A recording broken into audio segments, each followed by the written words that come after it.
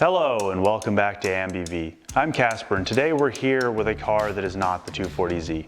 I had originally hoped to update everyone on the status of the 240Z project and to possibly have it running several weekends ago actually, but we ran into some serious engine issues and have decided to dive into that project more extensively. I will post some videos just discussing the status of that project, and as soon as we get the parts back from the machine shop, I'll go into some more detail about what we're doing. In the meantime, I'm going to talk about the 1967 Mustang project, specifically a front disc brake conversion that I did to the car. Now this car is set up to be more of a daily driver. I use this car a lot. So originally when I put the front discs on this car, it was going to be a tutorial video explaining how to do the project. A simple enough project, but it was just going to introduce everyone to the entire process and what to expect in the kits. This kit in particular, however, was not the quality that I would expect, and I can't stand behind this kit in any way. So rather than making a video specific about this kit and making it seem as though I somehow may endorse this kit, what we will do is use it as a general example talking about what to expect with a front disc conversion on an old car like this and what some of the issues with this particular kit were. Ultimately, I would buy a different kit if I had it to do over again, and I may actually end up doing that. I will recommend some other kits at the end of the video, but let's go ahead and dive into this and we can talk about why I wouldn't buy this kit again.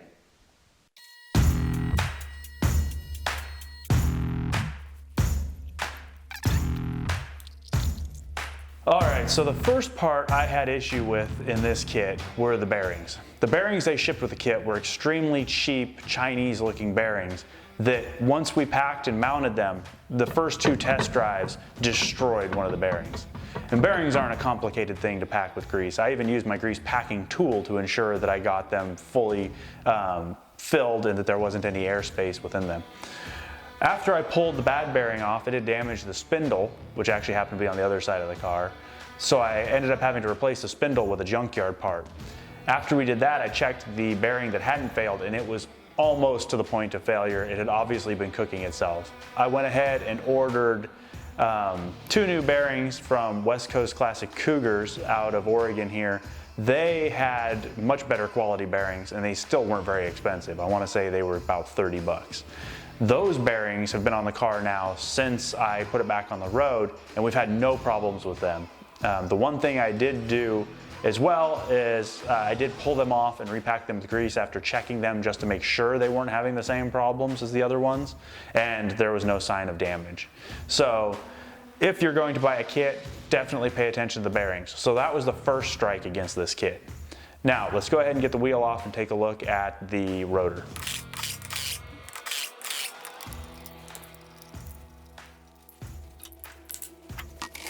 So included in the package, there is everything with this kit that replaces all of the drum assembly. That includes the backing plate that would normally be behind the drum's assembly itself, and the face, the actual drum housing.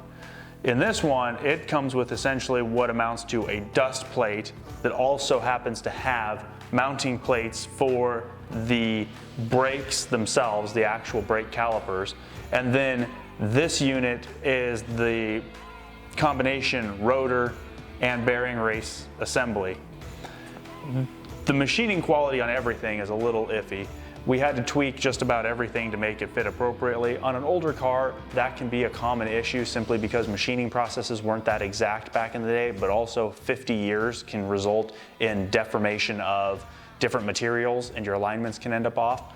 But it was pretty obvious most of what we ran into was simply machining and casting issues with these parts themselves.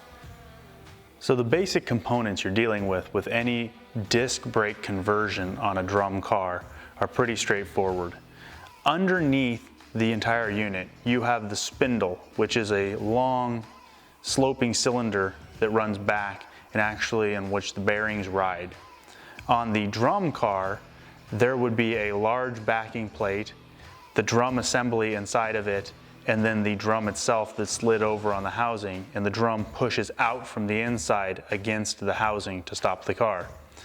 In the case of this disc setup, what you have here is the clamping force of this caliper against this surface here, which is the rotor.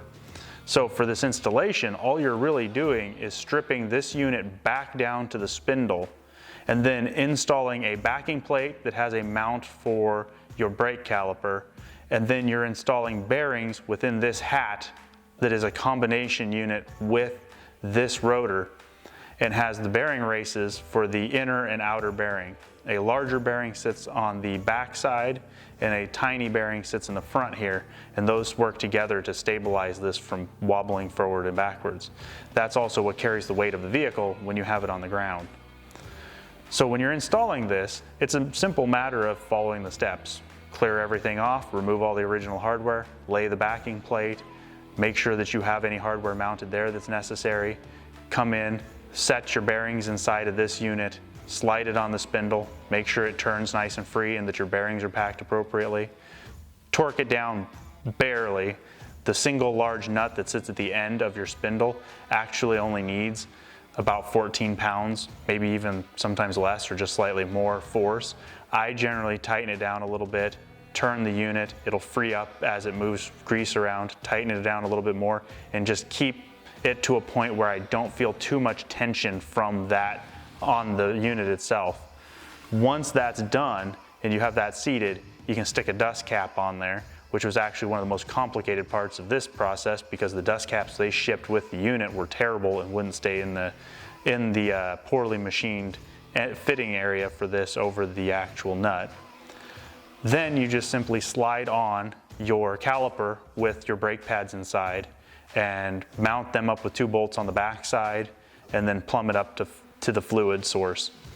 Now with my unit, I already had brand new lines backing this, as you saw in one of my other videos, so I preserved those lines and simply used the extra length that I had in those Rebestos lines to reach a better location on here. The factory lines may have had a problem reaching this, but I can't speak to that for certain. Now that we're done talking about the hardware down here at the brakes themselves, let's go up in the engine bay and discuss what else came with this kit and the next set of problems I ran into.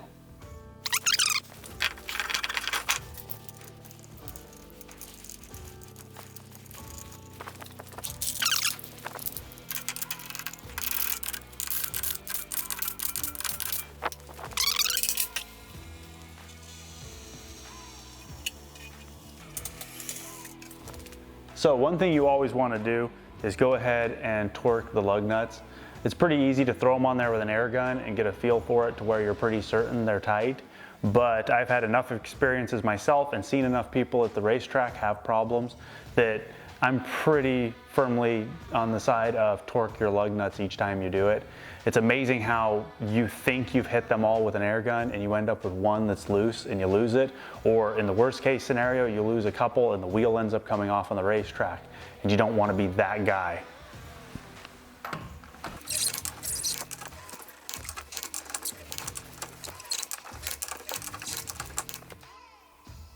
Included with almost any disc conversion kit that you buy will be a new master cylinder.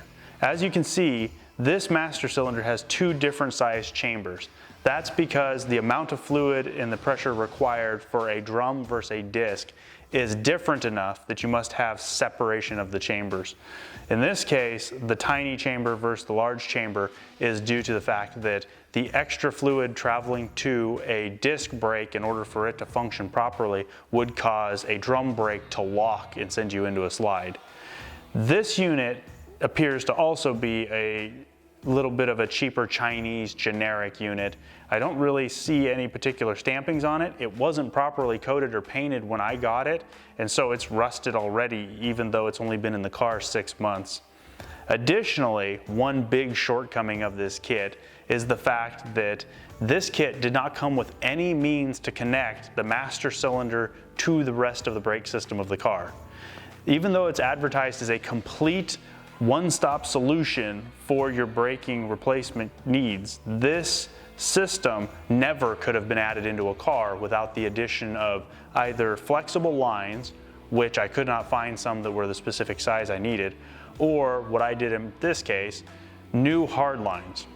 In my case, I put in a bunch of extra hard lines that have some coiled extra distance in them to allow some springy movement to them, and then used joining fittings to connect to the existing lines. There's a vacuum distribution block zip tied to one of my braces.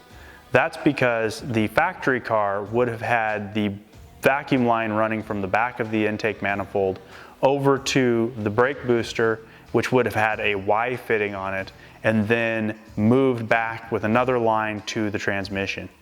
This brake booster they included with the kit did not include the Y fitting, so ultimately my only solution with the parts I had on hand was to steal this vibrant boost distribution block, use it as a vacuum distribution block, and run two separate lines, one to the transmission, one to the brake booster.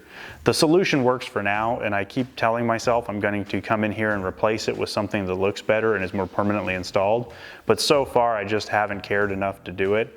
Here we have transitioned inside the car for the next issue and one of my biggest pet peeves of this whole project. The push rod for the new brake booster is seen here with the connection to the brake pedal. The way this works is the dowel on the brake pedal pushes through the plunger going into the brake booster, which also goes into the master cylinder, and in between the connection between the pedal, this push rod, and the locking ring is where the brake light switch functions. Dropping tools on my face multiple times, as seen here with this caliper for about the fourth time, I was able to finally get a measurement that proved that the manufacturer and reseller were inaccurate in their description of the product.